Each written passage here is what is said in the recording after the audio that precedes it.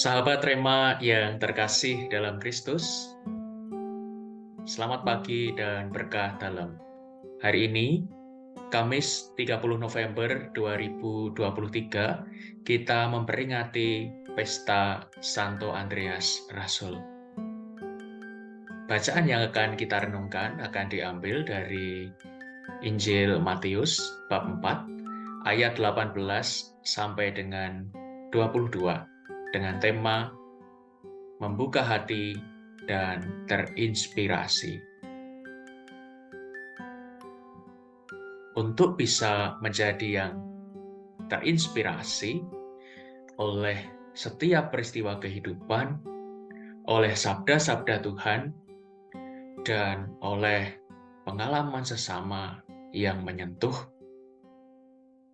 kita mestinya mempunyai kepekaan. Dan terhadap kepekaan terhadap peristiwa-peristiwa hidup ini, kita sering bertanya, masihkah pribadi-pribadi yang hidup di masa kini mempunyai kepekaan terhadap penderitaan sesama, terhadap yang baik dan yang buruk?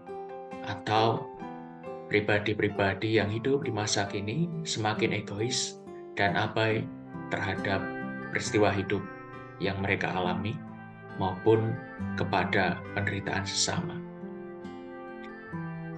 Menjawab pertanyaan berikut berdasarkan pengalaman kami hari-hari ini di Italia menghadapi satu berita yang viral, yakni terbunuhnya Giulia oleh kekasihnya. Kami semakin sadar bahwa kita masih mempunyai kepekaan hati. Peristiwa memilukan tersebut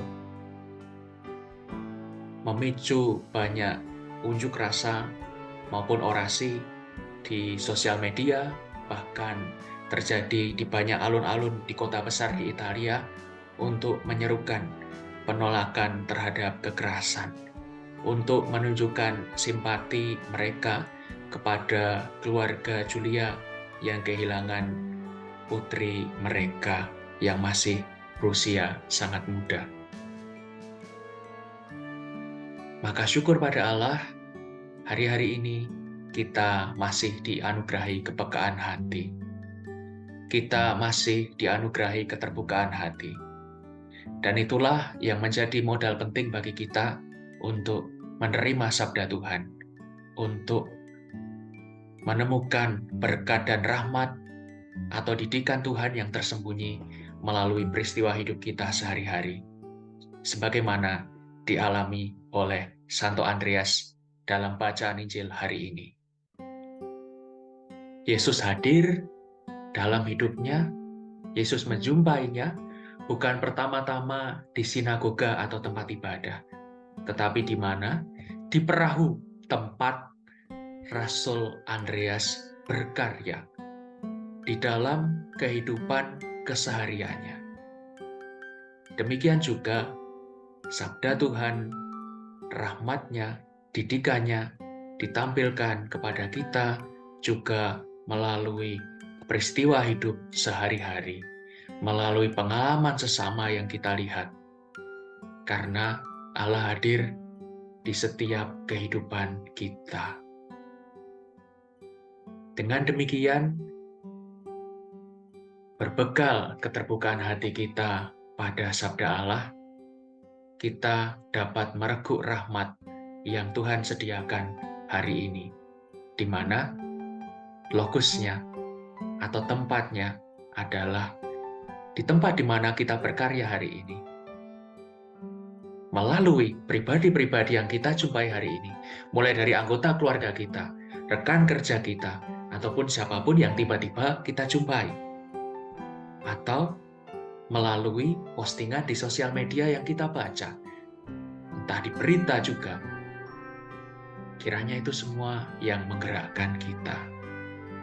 Maka sungguh menarik, dari sini kita diundang untuk memiliki keterbukaan hati, untuk dapat mengintegrasikan antara doa dan karya, antara hati dan tindakan, karena keduanya tidak terpisah. Maka kita jangan sampai mengikuti tendensi masa kini yang memisahkan antara doa dan karya, yang memisahkan antara kehidupan beriman dan kebaikan dalam hidup sehari-hari. Semuanya terintegrasi. Sabda-sabda Tuhan yang kita dengar, permenungan akan hidup kita berdasar kasih Allah, itulah yang menggerakkan tindakan baik kita dalam hidup sehari-hari. Itulah yang memberi kita inspirasi, meneguhkan kita ketika tantangan hidup tiba, ketika lingkungan karya atau usaha kita menjadi tidak ideal. Seperti yang dialami Santo Andreas.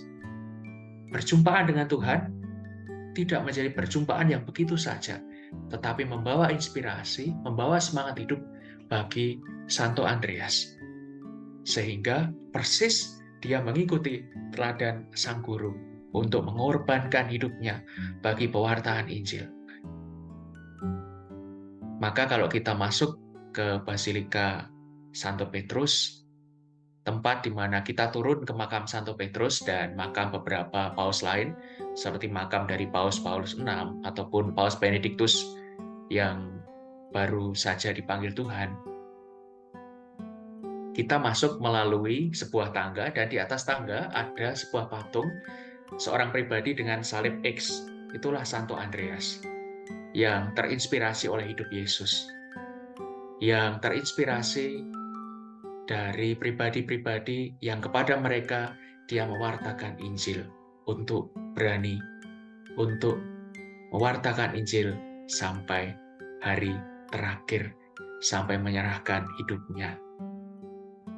Dengan demikian, perjumpaan kita dengan Tuhan melalui doa-doa, melalui sabdanya yang kita sambut, dan juga melalui peristiwa hidup kita maupun peristiwa hidup sesama yang kita lihat, menginspirasi kita menjadi pribadi yang terbuka hatinya, menjadi orang yang peka dan mudah diinspirasi oleh sabda Tuhan dan oleh kehadiran, oleh pengalaman sesama.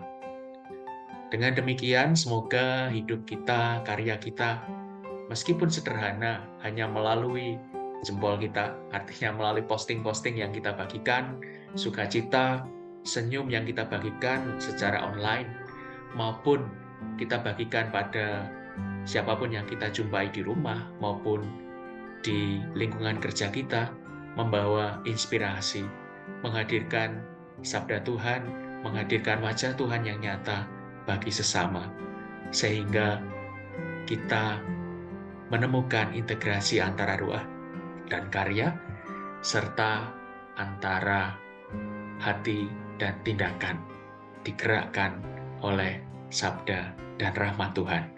Syukur pada Allah. Maka semoga kita semua, keluarga, karya, komunitas, dan niat-niat baik kita senantiasa dibimbing, dilindungi, dan diberkati oleh Allah yang penuh kasih, Bapa dan Putra dan Roh Kudus. Amin. Keluarga kudus, doakanlah kami. Amin.